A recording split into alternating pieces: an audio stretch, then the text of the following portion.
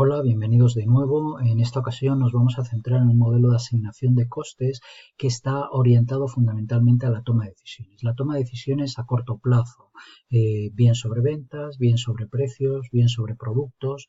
Y entonces vamos a trabajar en el modelo de direct costing o de costes variables o de costes parciales. Es un modelo que surge un poquito, por decirlo de alguna forma, como contraposición al modelo que habíamos estado trabajando en vídeos anteriores, al modelo de coste total. En este caso, como decía, se trabaja muchísimo más con los costes variables. Nada tiene que ver el nombre de este tipo de modelo, que como comentaba es de direct costing, con los costes directos.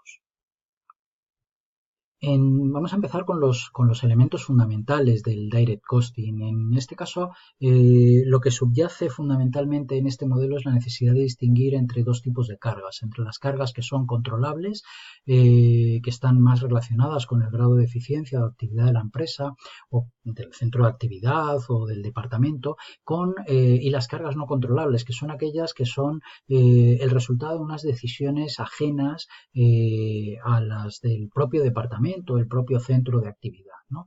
Respecto a la diferenciación entre ingresos y gastos, no se limita solamente al resultado global que viene dado de la diferencia de los ingresos y gastos, sino que en este caso lo que se intenta es conocer, por un lado, cuál es el margen sobre el coste variable, que viene determinado fundamentalmente por la diferencia entre los ingresos y los costes variables en los que hemos incurrido para producir y vender unos determinados productos, y el margen sobre el coste completo, o es el resultado de la diferencia entre los ingresos y el coste completo correspondiente. ¿Cuál es el principio fundamental del direct costing? Bueno, pues fundamentalmente lo que propone este tipo de modelo es que en el cálculo de costes finales de cada uno de los diferentes productos no intervengan nada más que los costes variables y que los costes fijos se lleven globalmente, todos conjuntamente, como una carga al resultado del periodo. Al final es una decisión, esos costes fijos, que no es relevante muchas veces para las tomas de decisiones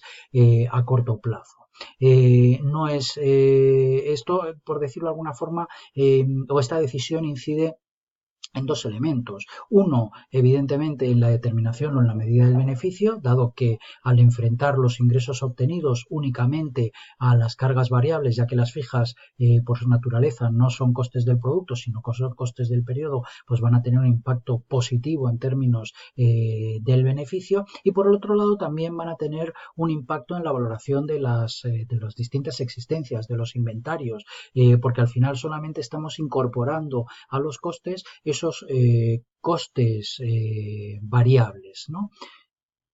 Y no se incorpora además en ningún coste fijo. A esto por eso se le conoce como el modelo de direct costing simplificado.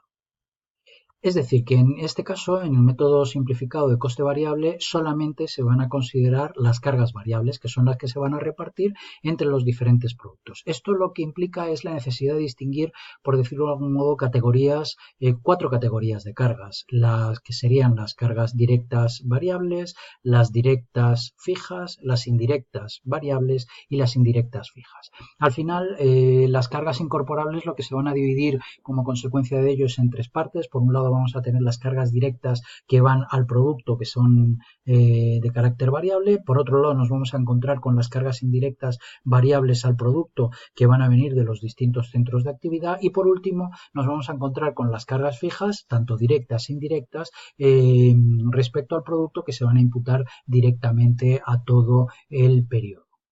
Por tanto, la principal conclusión es que los productos van a recibir el total de las cargas variables, tanto directas como indirectas.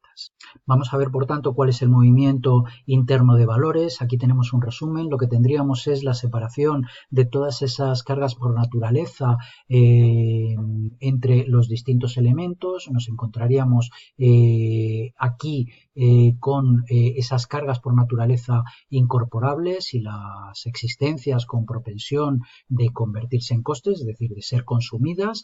Esto lo que nos va a dar son unos elementos de coste completamente reclasificados y que vamos a tener por un lado los costes directos variables que se van a incorporar al producto, los costes indirectos variables que se van a incorporar a los centros y por otro lado, como decía, los costes fijos, tanto los directos o los indirectos, ¿vale? Que van a ir directamente o como se van a sumar con posterioridad al margen neto con criterios como criterios de contabilidad y gestión.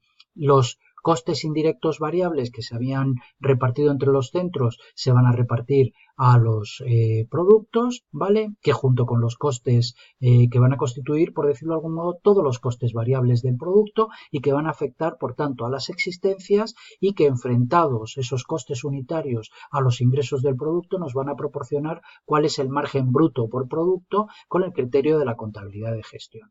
Y que a ese margen bruto por producto, pues luego le restaremos los costes fijos del periodo y obtendremos los márgenes netos. Adicionalmente, habría que tener en cuenta, además, para completar los resultados, las diferencias de incorporación a las que nos hemos referido en algunos vídeos anteriores y también las cargas extraordinarias. Para llegar a la clasificación de los costes en fijos y variables, la empresa tiene que realizar un estudio del comportamiento que han tenido los costes en el pasado ante las variaciones en el nivel de producción. Es decir, que es muy importante que esto sea relativo al tiempo que estamos considerando.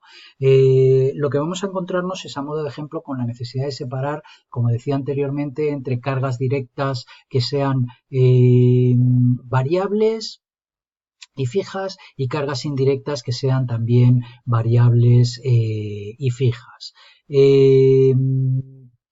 Por un lado, ¿qué cargas directas variables podemos destacar? Pues, por ejemplo, las materias primas, los gastos de personal, la mano de obra directa, los envases y embalajes, las comisiones de ventas. Por otro lado, también nos vamos a encontrar cuáles son las cargas directas fijas que van a venir dadas fundamentalmente por el proceso técnico. Aquí estas cargas directas serían, pues, por ejemplo, el personal fijo encargado de elaborar un determinado producto o el alquiler donde se obtiene un determinado producto. Por otro lado, nos encontraríamos con las cargas indirectas y aquí nuevamente tendríamos que distinguir entre las variables y las fijas. Las cargas indirectas variables pues estarían compuestas por combustibles, repuestos, otro tipo de trabajos realizados por otras empresas como los servicios de limpieza o cualquier tipo de suministro. Y por el lado de las cargas indirectas fijas, pues nos podríamos encontrar, por ejemplo, con costes de conservación de ascensores, que son generales, de aires acondicionados, de equipos informáticos, el propio centro de administración o las cargas financieras o el centro de mantenimiento, ¿no? Vamos a hablar un poquito de los resultados analíticos del Direct Costing. Básicamente, una de las características del Direct Costing es que nos van a permitir la determinación de los márgenes. La determinación de los márgenes brutos y los márgenes netos. La determinación de los márgenes brutos viene como consecuencia del resultado de enfrentar a los respectivos costes variables, ¿vale? Los ingresos que se obtiene por cada uno de los diferentes productos. De esta forma, lo que nos vamos a encontrar es con un margen bruto de cada uno de los diferentes productos. Evidentemente, la suma de todos estos márgenes brutos lo que nos aportaría sería el margen bruto total. Aquí lo podemos ver de una forma un poquito más ilustrada, ¿no? Es decir, tenemos para cada uno de los diferentes productos o los diferentes mercados los ingresos que obtenemos en cada uno de ellos, a los cuales le podemos deducir los costes variables en que hemos incurrido en cada uno de ellos y obtener así cuál es el margen bruto individual de cada uno de esos productos o mercados, ¿no? El sumatorio de estos lo que nos daría es un margen bruto, en este caso, por ejemplo, el margen bruto de los mercados nos daría un margen bruto de cada uno de los diferentes productos y la suma de los márgenes brutos de los productos nos proporcionaría el margen bruto de la empresa, al que restándole los costes fijos, tanto directos como indirectos, nos proporciona el margen neto de la compañía. Si os dais cuenta, en este caso, como estamos hablando del método de Direct Costing, los costes fijos son comunes a todos los productos y, por tanto, lo que se hace es restarlo conjuntamente como gastos del periodo. A partir de ahí, lo que nos vamos a encontrar son con algunos resultados de ese análisis del modelo de Direct Costing. ¿Cuáles son los principales resultados prácticos? Por un lado, nos encontramos con que para maximizar la rentabilidad, tanto si se trata de un solo producto como de un solo mercado o combinaciones de diferentes productos, nos puede resultar tremendamente útil. También nos puede resultar útil en la comparativa entre los diferentes márgenes brutos que estamos obteniendo, pues las posibilidades de sustituir un producto de un mercado por otro, o sustituir la capacidad aplicada a un producto aplicándola a otro, si vemos que las posibilidades o el margen bruto que podemos obtener es superior. También podemos decidir dejar de trabajar un determinado producto o un determinado mercado, o ampliar la producción de un determinado producto o un determinado mercado porque nos están aportando márgenes brutos más altos. Incluso también nos puede servir para obtener el punto muerto en el caso de que se trate de un solo producto o un solo mercado, y prácticamente hacer todos los análisis que en su momento vimos en el vídeo en el que estuvimos trabajando sobre el volumen y beneficio de cada uno de los diferentes productos.